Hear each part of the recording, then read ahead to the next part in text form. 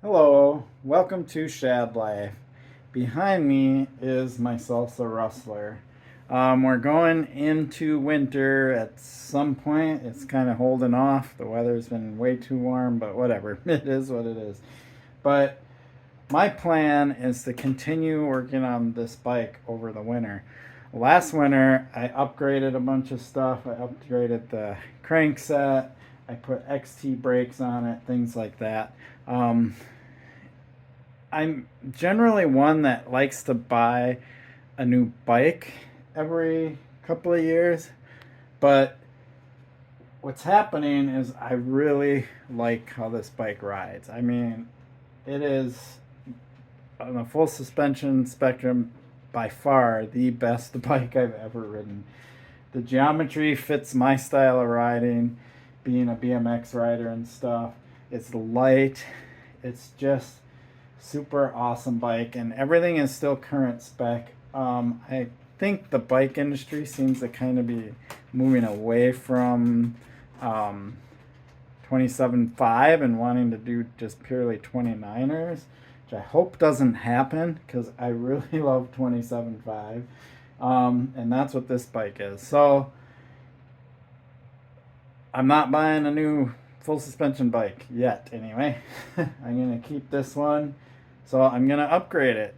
And that's my plan for this winter, is to gradually update some components on it. Rear shocks, excellent. I love the RockShox Pike, all of that. I already updated the handlebars and this profile stem, things like that. And the crankset.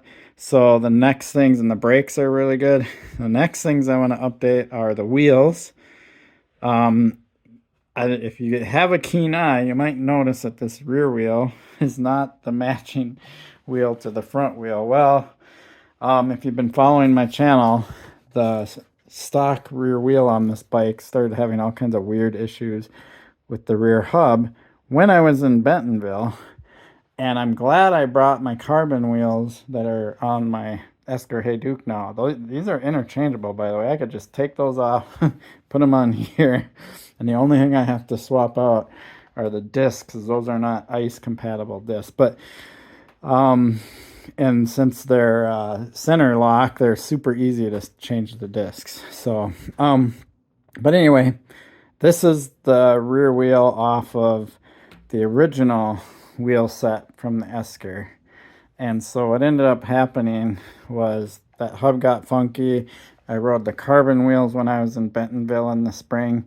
But then when I got home, my plan was always to put the carbon wheels on my Esker.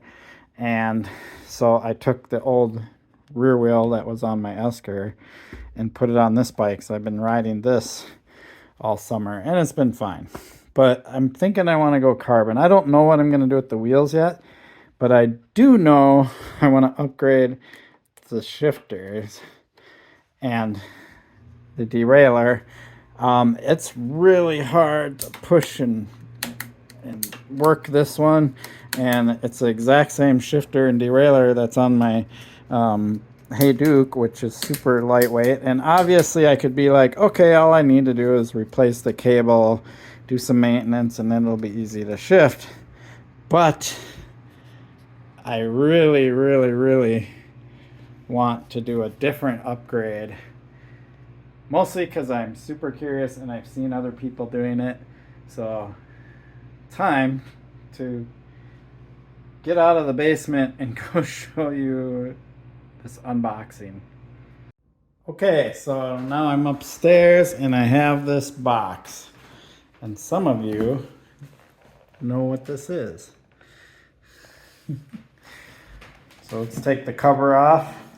Might require 2 hands, which means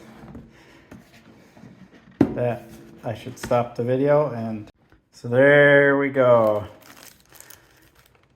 Oh, so I have a coaster, which has a QR code. I bet you that tells me how to install this.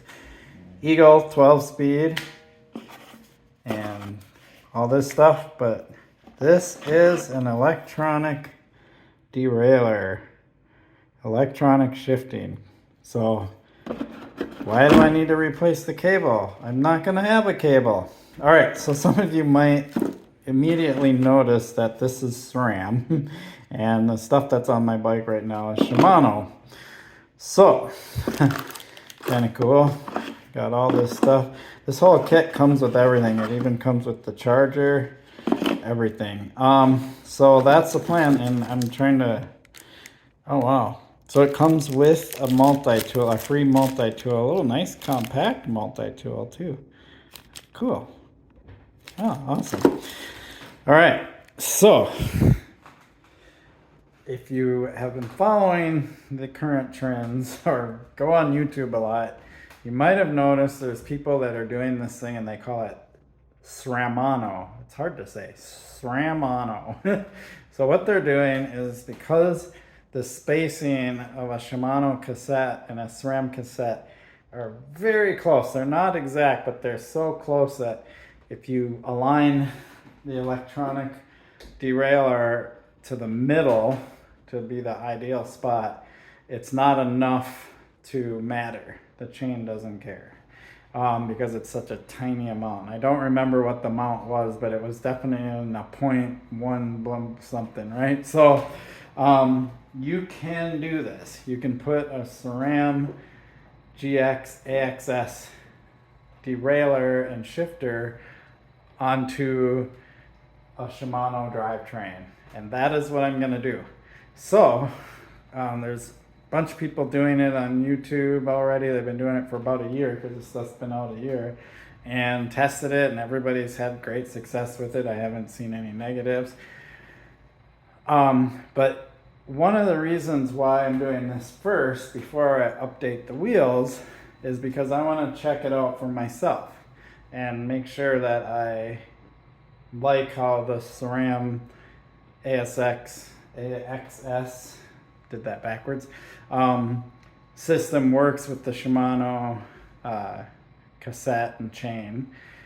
And if it doesn't work how I want it to work, when I upgrade my wheels, I'll make sure and get wheels with an XD driver, and then I can throw a GX cassette on it.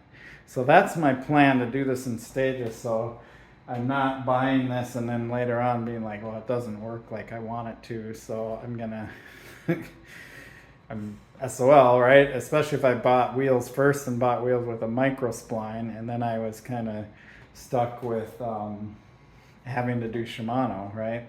So I can wait on the wheels, do this, see how I like it, then decide, do I stick with the micro spline cassette or do I go with an XD driver so I can run a SRAM cassette?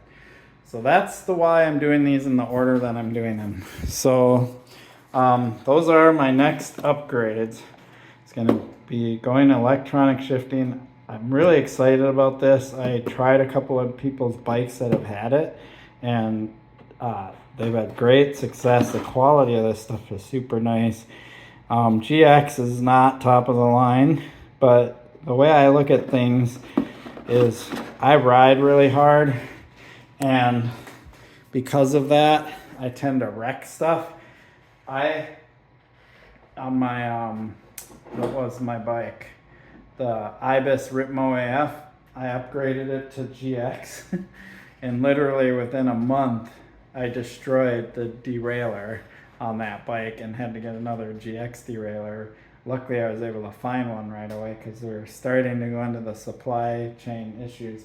So yeah, I do wreck my stuff, so I just don't like to run the really expensive stuff, because it's like if I destroy a XX1 or XO1 or whatever they are derailleur, I will be super disappointed. So GX it is for me, and that's kind of why with Shimano I kind of stick with XT and I don't go XTR for the same reason. And the differences are negligible for me. I mean, some weight savings and stuff, but functionality wise, they all shift really nice. And I know GX shifts really good, so I'm pretty excited about this. So that's my plan. Gonna do this first, so I'll be doing an install of it. There's tons of them out there on YouTube. So my install, you can ignore it if you want, or you can watch my wonderful personality that everybody loves so much, right? No? So I will do an install on this and talk about my experience with the install, because I'm a little less, I'm not a professional mechanic or anything like that. A little more crude. I do some shortcuts sometimes, things like that. So I'll do my install. I highly doubt I'm going to be doing any shortcuts on this because I want it to be perfect. So cool. I really appreciate your support for my channel. Please like and subscribe. Peace.